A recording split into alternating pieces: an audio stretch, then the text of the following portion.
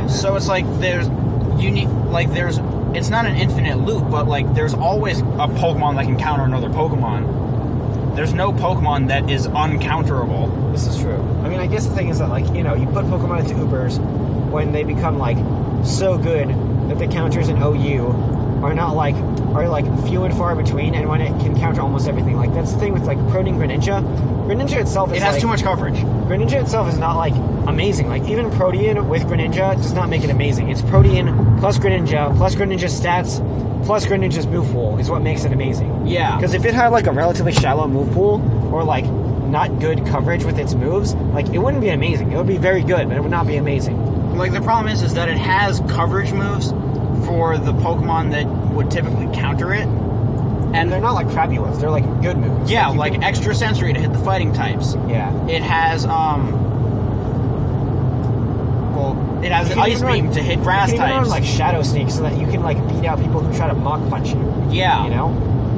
Which is, like, kind of ridiculous. And it even has, like, a good defensive move in Mat Block. Like, that's a good defensive move. Exactly. Like, the combination of Protect and Shadow Sneak could be really dangerous because you remove your only actual weakness. Yep. You Protect the first turn, you're a normal type. You Shadow Sneak the next turn, it's priority. You're a ghost type, you can't get hit by a fighting type attack. Yep. And it's because of how fast it is that it's such a big threat. Yeah. It also gets access to Toxic Spikes, which is really big. It's got so many different functions. That's why it's so good. Like, there are certain Pokemon that they're just really solid in the competitive metagame. Uh-huh. Like, Mega Metagross is a really good Pokemon in the competitive metagame because it's really fat, it's really, really strong, it has priority, it has good coverage, and it has access to Setup moves and coverage. Like, there are only a few Pokemon that can consistently wall it, and it's easy to just put another Pokemon on your team that deals with that Pokemon. Yeah. Like, defensive Mew can wall... I wouldn't even say wall it, though. Like, it just, like... It can handle it, but it doesn't wall sponges the hits and it can burn it. Yeah. But... that's not even a counter, though. That's just, like... Exactly. It's a stall. Because the thing is that, like, Steel plus Psychic has such good coverage. It does. And, like... Pokemon like Jirachi with Serene Grace, if you put a Choice Scarf on Jirachi, it basically has 150 base speed, which is the highest base speed stat available. It has Serene Grace Iron Head, which is 100% accurate. It has a 60% chance to flinch, and that means you're more likely to flinch than not flinch. It's kind of dumb. And it's kind of like Cinccino with King's Rock and Skill Link. I used to run a King's Rock Cloyster. It was great. But it's like, it's stuff like that, like, you don't see it as much on the higher ladder. You usually see the stupid gimmicky stuff on the lower ladder. But it's still fun. It's still fun to play, but when you get into, like, the serious competitive players in, like, the 1600s and stuff like that, you start noticing a lot of the same stuff. Yep. For example, Landorus Therian is on pretty much every team. I'm so sick of Lando T, man. I'm so sick of Lando T. Chansey is on a lot of teams. I hate Chansey. Mega Sableye is on a lot of teams. Mega Venusaur is on a lot of teams. Latios and Latias are on a lot of teams. And it's because they're good, and there are pretty much no drawbacks to using them. Yep. Like, the way that Smogon tiering works, like, meaning the sub-tiering, not OU, UU, RU, NU, PU. I mean the sub-tiering, like S rank, A rank, B rank, C rank, D rank, E rank. I don't even know if there's F rank.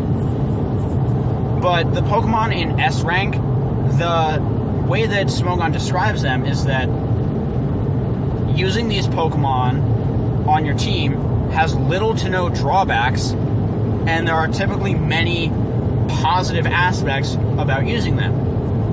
For example, in UU, Suicune is in the S tier because there is pretty much no drawback to using Suicune. It's a bulky water type with good coverage, and unless you have, like, a taunt user, a phaser, or like something that's immune to water. Really strong electric or grass type, which doesn't really exist. like one of the things that I found is that a Mega Sceptile's Leaf Storm will one-shot Crocoon, like 100% of the time, but if it has one Calm Mind up, it does not one-shot and you die to Ice Beam.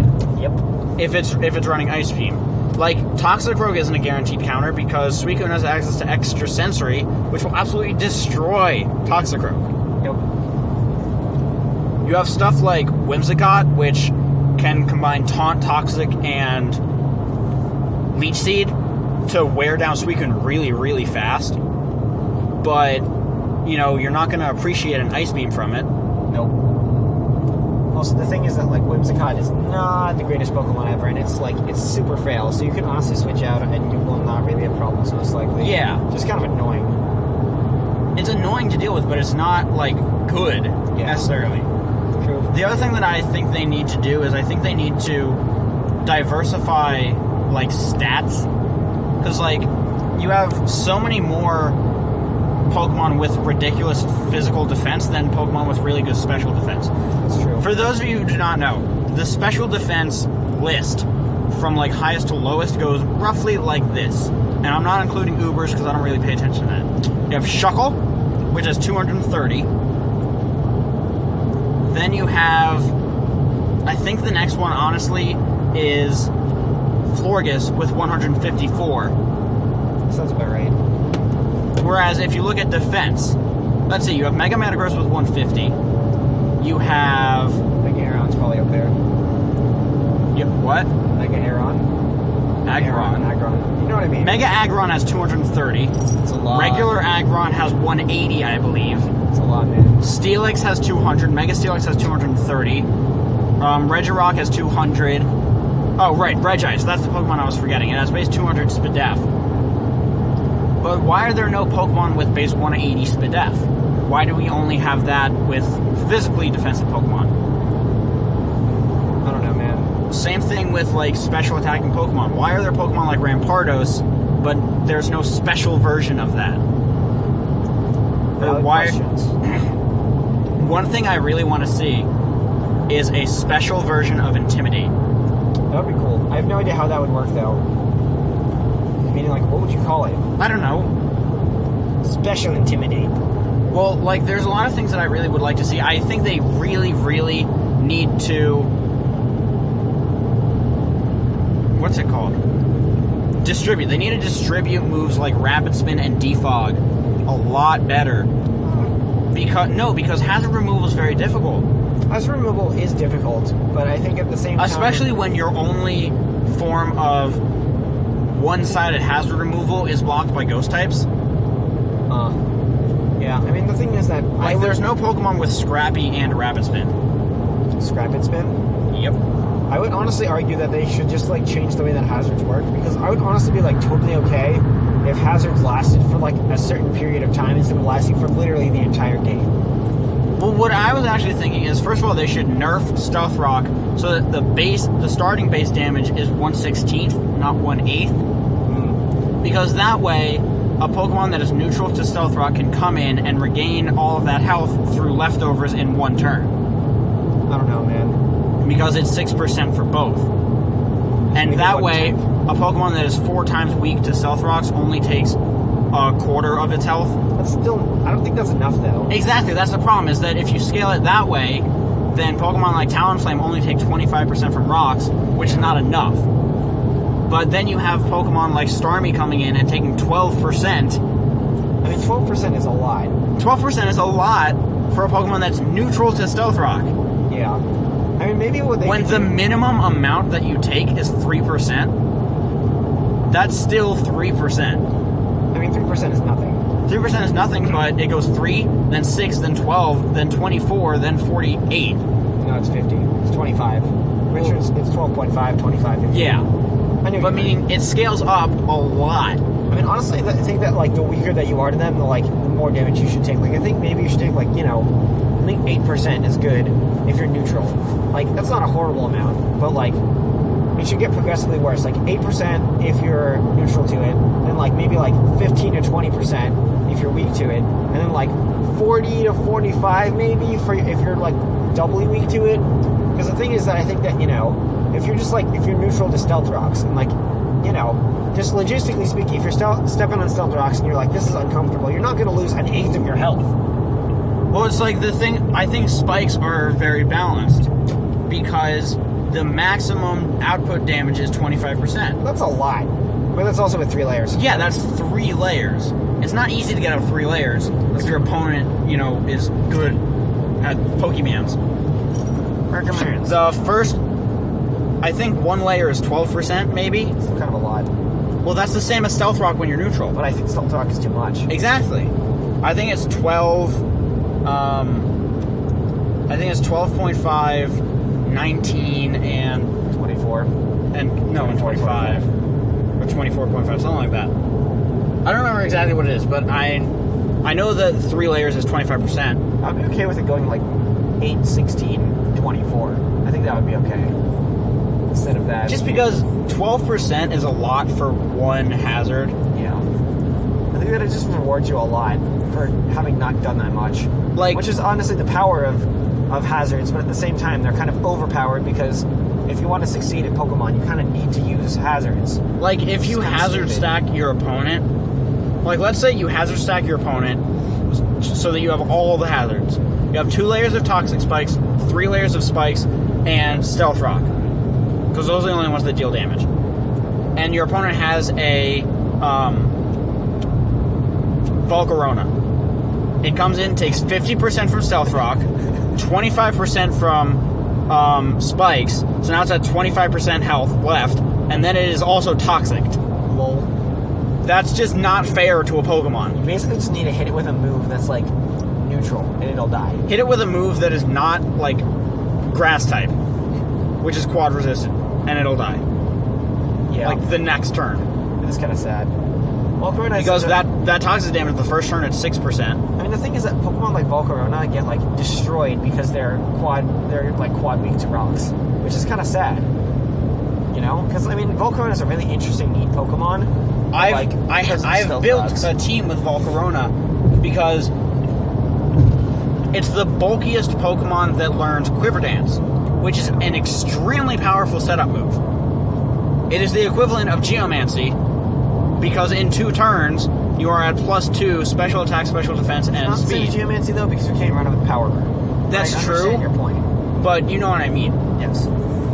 And so that's a really good move. But when pretty much all the Pokemon that learn it are... most of them are actually like quad weak to rocks, now that I think about it. Except for like Venomoth. Okay. Venomoth has tinted lens though, so it can actually be kind of dangerous. Can it though? Yeah, because it has base 90. Tier. It's dangerous in its tier, because otherwise it still sucks. It did a lot in the GBA. That's very surprising to me.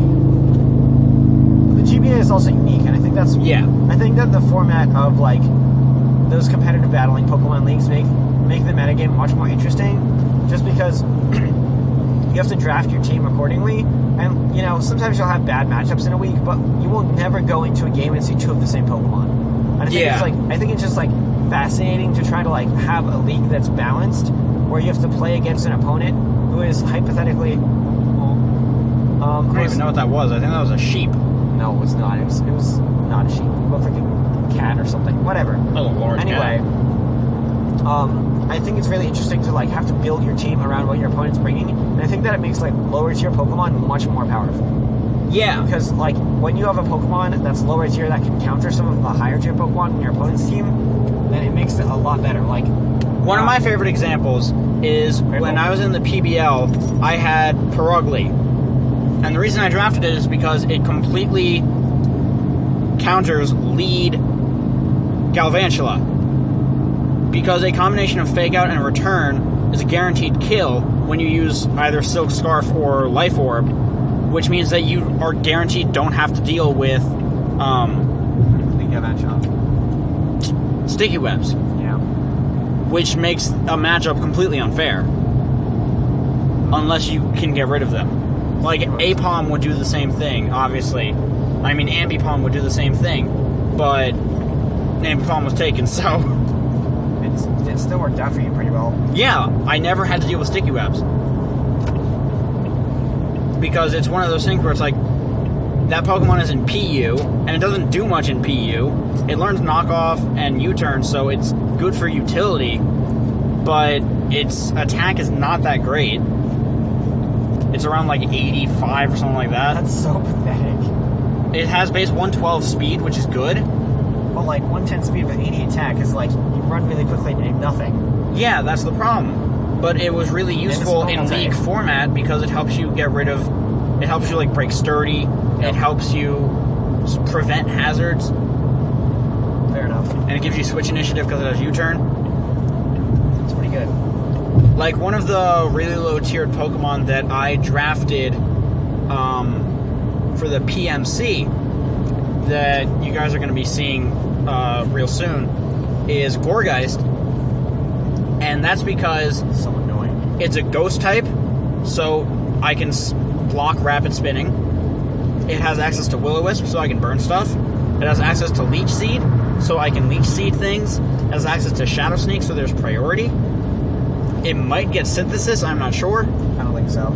But if it does, that's reliable recovery. I really want, like, there's one particular Trevenant / Gourgeist set that I really wanted to run. It's Trevenant, not Gourgeist.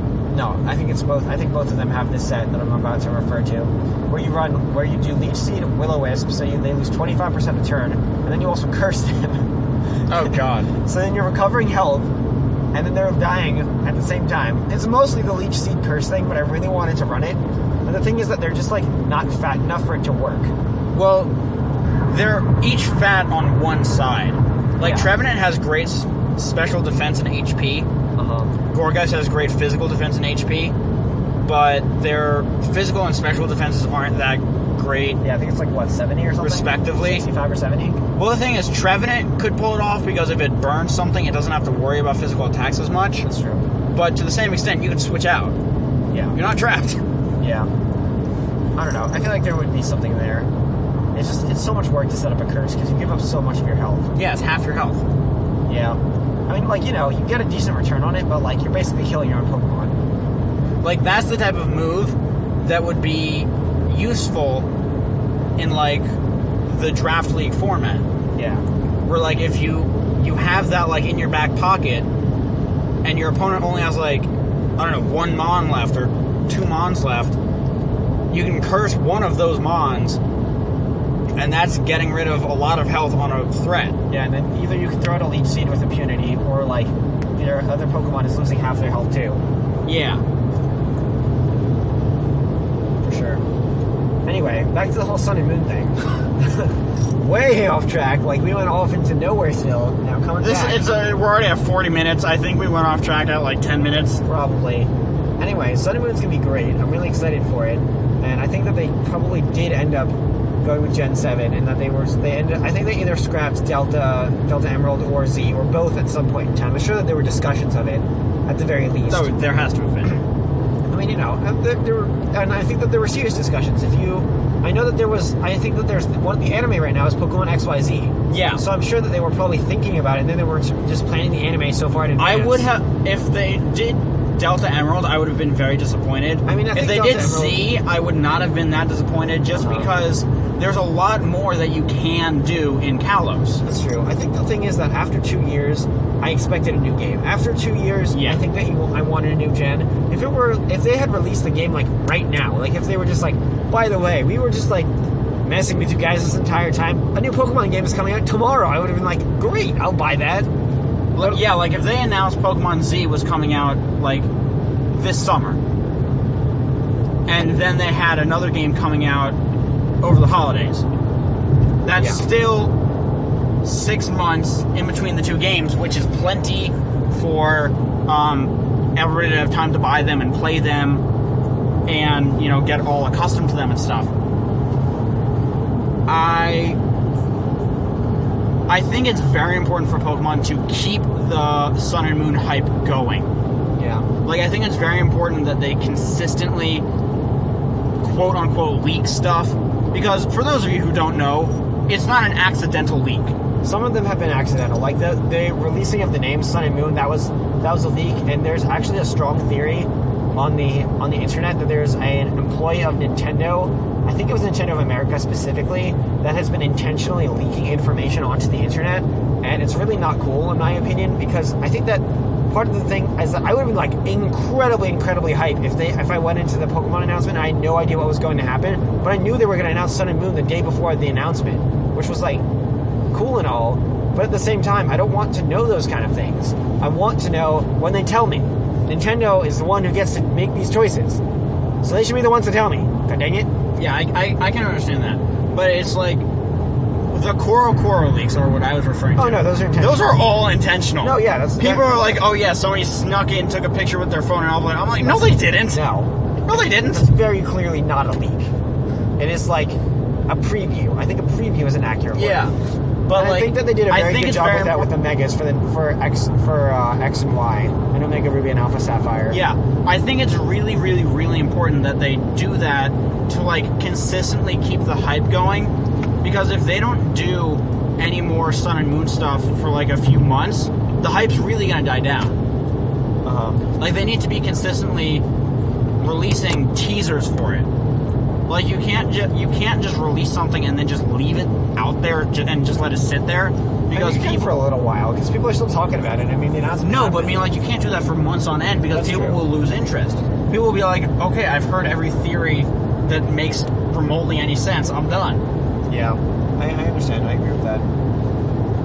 So I hope that they'll do a leaky tape things, and I think that they made a good decision because they didn't have a full trailer yet. So now they can wait, a couple months, several months, whatever, maybe half a year even, to release a full trailer, and they can just release like other little bits of information. Honestly, just like leaking like a Pokemon or two every couple of weeks is like probably more than enough to be able to keep people satisfied. Like one of the things that I'm sure they're gonna do, they're gonna leak the starters at some point. I don't think so. They usually don't do that. Yeah, they do. Right? I don't think so. Yes, they did. Not the full evolution. Oh, okay, just the sorry. first. That's what I meant. I thought you meant like the entire full evolution. No. They usually leak the first evolution. Yeah. The base forms of all the starters. That's fair. I'm sure they're going to do that. They'll probably do something about the cover Pokemon or like the main legends. Yeah. And like that'll be enough to like satisfy people. And they also are probably going to release stuff about like the region itself. And like maybe like the gym leaders or the characters in it, stuff like that. Yes. But yeah, I'm excited for it. I know that I uploaded a video saying that I wasn't going to do, all these Sun and Moon theories, but this hasn't really been theories. Just discussion of theories, discussion of what we're hoping for the game, kind of thing. I'm really hoping, because I go to school up north, and so there's a non-zero chance that I might be able to go to the Nintendo World Store for the opening, which would be incredibly awesome. I've always wanted to do that, and I almost went for X and Y when it came out a couple years ago, and it looked like it was a lot of fun. And I feel like since it's a winter game, then it might be easier to do since I do school and crap. But that would be freaking awesome as crap to go to the Nintendo World Store and be there, and I'm sure that they have freebies and all people dressing up and stuff. And I'll be super crazy and sleep deprived for the next several days because I'll probably stay up all night playing it because I'm a crazy person. It would be awesome. But yeah, guys, that's going to be the end of our little discussion there. This is going to be the second to last. This actually will probably end up being a separate video because it's 46 minutes long. So freaking long, man. And it's going to take me absolutely forever to edit this. It was both of our faults. But I want to thank you all so very much for watching. If you enjoyed, make sure to leave a like, comment, and subscribe down below. It is very much greatly appreciated. Yeah, do it. But with that, we're going to get a best lunch out there. I will see you all soon. Bye. Goodbye.